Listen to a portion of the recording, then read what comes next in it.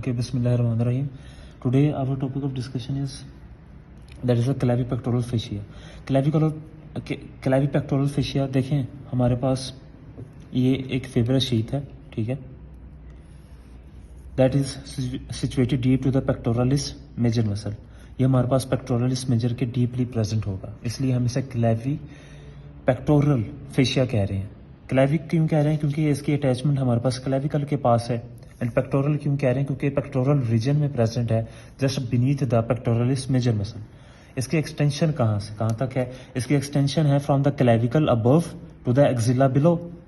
ठीक है, ये हमारे पास क्लेविकल है, ये यहाँ से एक्सटेंड करता है क्लेविपेक्टोरल फेशिया, और बेस ऑफ एक्सिला के पास, बेस ऑफ एक्सिला तक हमारे पास एक्सटेंड करता है. सो ये इसकी एक्सटेंशन आ गई. अब इसमें दो मसल्स इंक्लोज्ड होती हैं, जो कि हेडिंग है मसल्स इंक्लोज्ड. ठीक है, जो हमारे पास इसके फर्दर दो पार्ट्स होते हैं, एक अपर पार्ट और एक लोअर पार्ट. जो अपर पार्ट है वो इंक्लोज करता है, देखिए ये क्लेविकल है, क्लेविकल के नीचे मसल होती है हमारे पास सबक्लेवियस, राइट, सबक्लेवियस होती है. तो ये जो अपर पार्ट है ये इंक्लोज करेगा हमारे पास सबक्लेवियस मसल को, ठीक है, जबकि लोअर पार्ट है वो इंक्लोज करेगा पेक्टोरलिस माइनर मसल को, पेक्टोरलिस माइनर मसल को. तो ये आपने इंपॉर्टेंट पॉइंट है, ये आपने याद रखना है कि कौन कौन सी दो मसल्स हैं इसमें इंक्लोज हो रही हैं. एक हमारे पास इसमें सब क्लेवियस है and the second one is the pectoralis minor muscle, right. और ये देखिए पेक्टोरलिस मेजर के बिल्कुल बिलो है, ठीक है, इसलिए हमने कहा था कि ये क्लेविपेक्टोरल फेशिया है. क्लेविकल से एक्सटेंड करता है बेस ऑफ एक्सिला तक, और पेक्टोरलिस मेजर के जस्ट बिलो प्रेजेंट है. So this is the clavipectoral fascia. अब हम इसकी डायग्राम पर जरा फोकस करें तो ये स्ट्रक्चर्स हैं. फॉर एग्जांपल ऊपर की तरफ ये इंक्लोज करता है सबक्लेवियस मसल को, देन ये जो फिब्रस शीथ है ये हमारे पास कनेक्ट हो जाती है आपस में. ये दो लेयर थी, ऐसे थी, उन्होंने हमारे पास सबक्लेवियस ऊपर की तरफ इंक्लोज किया हुआ था, और नीचे की तरफ ये दो शीट्स आपस में ऐसे हो जाती हैं, उनमें कोई मसल बीच में नहीं है. सो इसको हम ये क्या कहते हैं? कोस्टोकोराकॉइड लिगामेंट. कोस्टोकोराकॉइड लिगामेंट, ये दो लेयर्स आपस में मिलकर कोस्टोकोराकॉइड लिगामेंट बना देती हैं. कोस्टोकोराकॉइड लिगामेंट के नीचे ये अगेन दो लेयर्स आपस में क्या हो जाती हैं? सेपरेट हो जाती हैं, और ये इंक्लोज करती हैं एक मसल को, that is the pectoralis minor muscle. अब पेक्टोरलिस माइनर को भी इंक्लोज करने के बाद अगेन ये दो लेयर्स आपस में क्या हो जाती हैं? फ्यूज हो जाती हैं. मान लीजिए कि हमारे पास दो मसल्स थी, मसल को इंक्लोज किया तो सेपरेट होना पड़ा अब मसल्स को इंक्लोज करने के लिए. जब मसल्स इंक्लोज होगी तो अगेन वो क्या होगी? आपस में फ्यूज होगी, और फ्यूज होकर उन्होंने क्या बना दिया? लिगामेंट बना दिया. अब यहां पर जो लिगामेंट बनेगा वो है सस्पेंसरी लिगामेंट ऑफ एक्सिला. इसको सस्पेंसरी लिगामेंट ऑफ एक्सिला क्यों कह रहे हैं? क्योंकि ये एक्सिला के साथ, बेस ऑफ एक्सिला के साथ बेसिकली हमारे पास इसे सस्पेंड कर रहा है, ठीक है ना. सस्पेंसरी लिगामेंट ऑफ एक्सिला, ये हमारे पास क्लेविकल से एक्सिला तक का एक कनेक्शन है. क्लेविपेक्टोरल फेशिया सब क्लेवियस से स्टार्ट हुआ, ठीक है, एंड बेस ऑफ एक्सिला तक आ गया.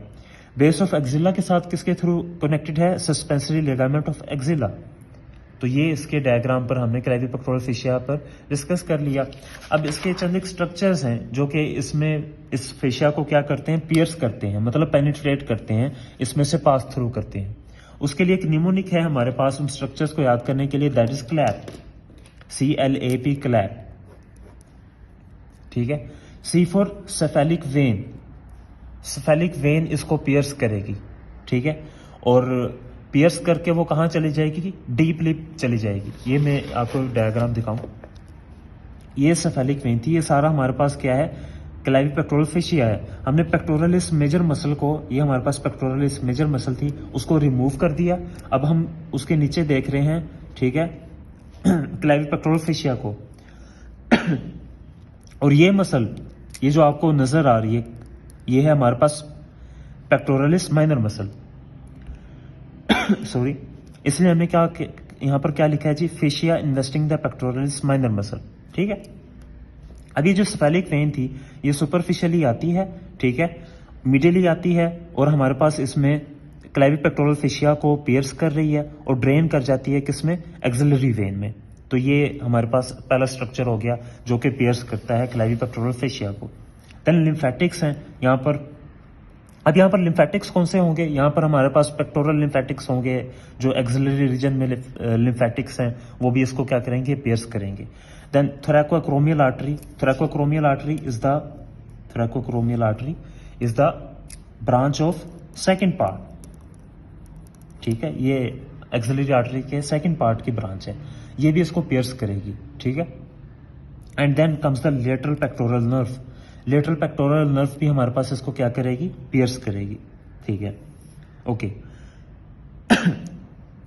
अब सी से स्फेलिक हो गया, एल फॉर लिम्फेटिक्स हो गया, ए फॉर आपने एक्रोमियल याद रखना है। थोरैकोक्रोमियल का ये जो ए है ये आपने याद रखना है ए से, और पेक्टोरल का आपने पी याद रखना है। तो आपके पास स्ट्रक्चर्स, ये बड़ा इंपॉर्टेंट क्वेश्चन बन जाता है कि what are the structures that pierce the clavipectoral fascia. Okay, अब हम डायग्राम देखते हैं अगेन।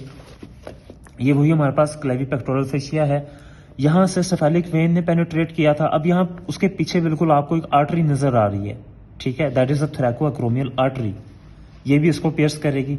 और एक छोटी सी आपको नर्व नजर आ रही है, ठीक है, so that is the lateral pectoral nerve. तो ये स्ट्रक्चर्स हैं जो कि हमारे पास पियर्स करेंगे क्लेविपेक्टोरल फेशिया को।